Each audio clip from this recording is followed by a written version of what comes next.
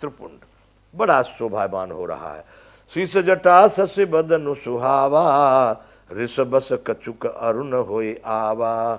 सिर पर उनके जटा है, सुंदर मुख चंद्रमा की तरह से है, लेकिन क्रोध के कारण कुछ लाल हो रहा है। चंद्रमा में कुछ गर्मी आ गई हो तो थोड़ा गेरुआ रंग का दिखना लगे। बंधुओं, ऋषभस कछुक अरुण होई आवा, शीस जटा सस बदन सुहावा, सिर पर जटाएं हैं, चंद्रमा जैसा सुंदर मुख गुस्से के कारण कुछ कुछ लाल होने लगा है। भ्रकुटी कुटिल नयन ऋषराते, सहज उचितवत मनो रिसाते। भौं टेढ़ी और आंखें क्रोध से लाल है। स्वाभाविक भी देखते हैं, खाली खाली देख रहे, किसी का कोई अपराध नहीं। अगर किसी की तरफ दृष्टि जाती है तो भी बंधुओं लगता है कि बड़े क्रोध में है। सहजऊ चितवत मन हो रिसाते, स्वाभाविक देखने से भी लगता है लोगों को कि भयानक क्रोध में है। वृषभ कंधु उर्बाहु विशाला, चारु जनेऊ माल मृग छाला। उनके बैलों जैसे पुष्ट कंधे हैं, बड़े हृष्ट पुष्ट, बैलों के कंधे बड़े हृष्ट पुष्ट होते हैं। वृषभ कंध उर्बाहु विशाला, और उनका छाती और भुजाएं बड़ी विशाल है।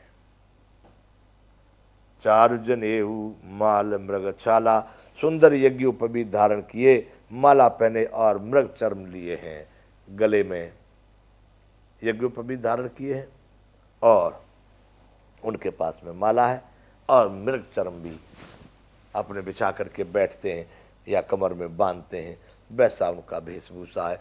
कट्टी मुनि बसन तूर्ण दुई बांधे, धनुसर कर कुठार कल कांधे। इतने तो हथियार लेके चल रहे थे बंधु। क्या था? कमर में मुनियों का सा वस्त्र बलकल और 2 तरकस बांधे हैं। अधिकांश लोग एक ही तरकस लेके चलते हैं, उन्होंने 2-2 तरकस बांध रखे हैं कमर में। ऋषि मुनियों जैसा वेशभूषा है उनका, कमर में वैसे वस्त्र है, और धनुष सर कर कुठार कल कांधे, हाथ में धनुष बाण और सुंदर कंधे पर फरसा धारण किए। कंधे में एक तरफ फरसा लटका, एक हाथ में धनुष लगा, एक हाथ में बाण लगा है। बंधु, इतना विचित्र वेशभूषा परशुराम जी का दिखाई दे रहा है कि सहज में भी कोई साधारण लोग सामने पड़ जाए। राजाओं को तो मार देते थे वो, कहते उन्होंने क्षत्रियों से पृथ्वी को खाली कर दिया था, तो जो ऐसे अहंकारी राजा लोग थे उनको तो मार ही देते थे। वो डर के उन्होंने सुन रखा था पहले से परशुराम मार देते हैं। तो बंधुओं जो चिल्ला रहे थे, छुड़ा लो सीता को, बांध लो दोनों बालकों को, राजा जनक को भी बांध लो, जो बड़े अभिमानी थे बड़ी जोर से चिल्ला रहे थे। बंधुओं, उनकी तो ऐसी दशा हो गई कि वो तो जहां जहां आसन पे कुर्सी या टेबल या जहां बैठे थे उसके नीचे छिपने लगे डर की वजह से। कट मुनि बसन तून द्वे का बांधे, धनुसर कर कुठार कल कांधे। 268वां दोहा बंधुओं इसका बाल कांड का। शांत वेश करनी कठिन, बरनिन जाय स्वरूप, धरि मुनि तनु जन वीर रस आयु जहां सब भूप। भेष उनका बड़ा शांति वाला है, साधुओं वाला है, परंतु करनी बड़ी उनकी कठोर है। करनी कठिन, वर्ण न जाए स्वरूप, उनके स्वरूप का वर्णन नहीं किया जा सकता। धरि मुनि तनु जन वीर रस आयु जहां सब भूप। मानो वीर रस ही स्वयं ऋषि मुनियों का रूप धारण करके, शरीर धारण करके जहां पर राजा लोग बैठे वहां आ गया हो। कौन? वीर रस, स्वयं ही उस शरीर को धारण, इतना वीरों जैसा उनका वेशभूषा दिखाई दे रहा है। देखत भृगुपति वेश कराला, उठे सकल भय विकल भुआला। ये तो बताए इस तरह का उनका संरचना थी बंधुओं। जैसे राजा लोगों ने देखा कि परशुराम जी आ गए, जहां जैसे हालत में थे, अरे मुकुट संभालने की, जूता चप्पल की, धोती अगर उतर रही हो तो सरकरी हाथ जोड़ करके दूर से खड़े हो गए। देखत भृगुपति वेश कराला, उठे सकल भय विकल। भय की वजह से इतने व्याकुल थे राजा लोग, उठ उठ करके खड़े होने लगे। पितु समेत कई निज निज नामा, लगे करन सब दंड प्रणामा। जैसे परशुराम जी के सामने आए, हैं महाराज जी हम आके हैं, अंग देश के फलाने के बेटे हम फलाने हैं, अपने आप ही। पितु समेत कहे निज निज नामा, अपने पिता के नाम के साथ में अपना अपना नाम कह के लोग दंड प्रणाम, लेट गए चरणों में कि कहीं हम पर ही गुस्सा न कर देवे। परशुराम जी के सामने सबके सब समर्पण करने लगे। और होता क्या है वहां पर उस समय, क्या स्थिति है? जो चिल्ला रहे थे छुड़ा लो, ओए सीता जी को ले लो, पकड़ लो, जाओ जाओ इन दोनों बालकों को बांध लो। उनकी हालत कैसी थी कि जे ही सुभाए चित भय हितु जानी, सो जाने जनु आए खुटानी। अगर किसी राजा पर उनकी नजर पड़ गई तो उसका तो ही समझ लो बंधुओं, जो कहा जाते हैं कि उनकी तो सारे अंग ही शिथिल हो जाते थे। वो जानता था कि मेरी मृत्यु आ गई। सो जाने जनु आय खुटानी, आय माने आई, खुटानी माने खत्म हो गई आयु। उसको लगता तो मानो मेरी आयु अब पूरी हो गई, देखते ही उनके डर की वजह से मर जा रहा। इधर ये राजा लोगों की स्थिति है। इधर राजा जनक ने देखा कि परशुराम आ गए तो पहले ही दंड प्रणाम कर लो।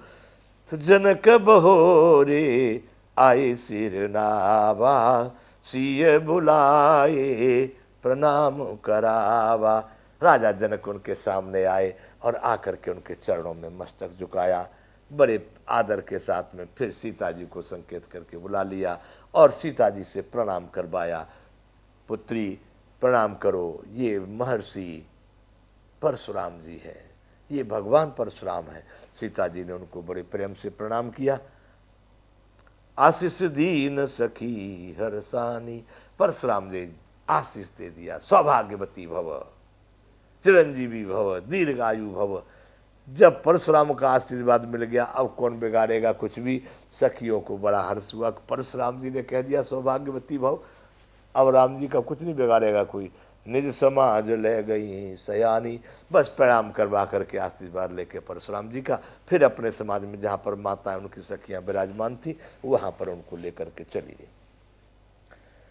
जनक जी ने सीता जी को प्रणाम करवा दिया तो विश्वामित्र जी देख रहे थे हम भी राम लक्ष्मण को प्रणाम करवा दे। इनका विश्वामित्र मिले पुण्य आई, पद सरोज मेले दो भाई। विश्वामित्र आकर के उनसे मिले और उन दोनों भाइयों को, राम और लक्ष्मण को, विश्वामित्र ने परशुराम जी के चरणों में प्रणाम करवाया। मेले दो भाई, उन्होंने विश्वामित्र जी आकर फिर दोनों भाइयों को उनके चरणों पर गिरा दिया, आशीर्वाद लो, ये भगवान परशुराम है। तो राम लक्ष्मण दोनों चरणों पर झुक करके, चरणों पर मस्तक लगा करके उन्होंने आशीर्वाद लिया परशुराम जी का। राम लखन दशरथ के ढोटा, दीन आशीष दे के भल जोटा। विश्वामित्र जी ने कहा ये राम और लक्ष्मण राजा दशरथ के पुत्र हैं। इतना सुन करके परशुराम जी ने उनकी सुंदर जोड़ी को देखकर परशुराम जी ने आशीर्वाद दिया, दीर्घायु भव, चिरंजीवी भव, सफल मनोरथ भव। ऐसा जब आशीर्वाद दोनों भाइयों को मिल गया, राम है चितई रहे थके लोचन, रूप अपार मार मदमोचन। राम जी को देख करके उनकी आंखें थक गई। कामदेव के भी मद को छुड़ाने वाले श्री राम जी के अपार रूप को देखकर उनके नेत्र चकित रह गए, थकित स्तंभित हो गए। थोड़ी देर के लिए परशुराम जैसा व्यक्ति भी मोहित हो गए, उनकी आंखें पलक मारना बंद कर दी। 269वां दोहा है बंधुओं बालकांड का।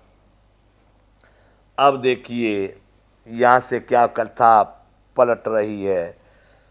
बहुरी बिलो की विदेह सन, कहु काह अति भीर। अति शब्द आता है बंधुओं यहाँ पर, क्या राजा जनक की तरफ दुख करके करे, अरे जनक ये इतनी भीड़ वाला आज यहाँ पर क्यों है? अति भीड़, एक तो भीड़ होती है लेकिन ये तो अति भीड़ है, इतनी ज्यादा भीड़ भाड़ क्यों है?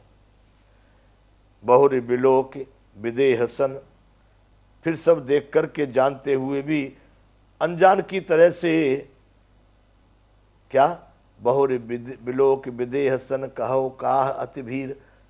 ए राजा ये अति भीड़, इतनी ज्यादा भीड़ आज क्यों है? बूझत जान अजान जिम व्याप्यो कोप शरीर।